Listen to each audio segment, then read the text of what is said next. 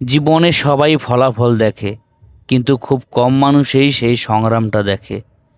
প্রতিদিন একইভাবে উঠে কাজ করা সহজ নয়, তবু স্বপ্নের জন্য প্রতিদিন নিজেকে নতুন করে শুরু করতে হয়।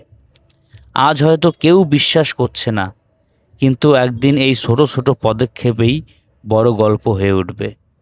কষ্ট কখনো স্থায়ী হয় না, কিন্তু কষ্ট করে গড়ে তোলা মানুষটা সারা জীবন টিকে থাকে।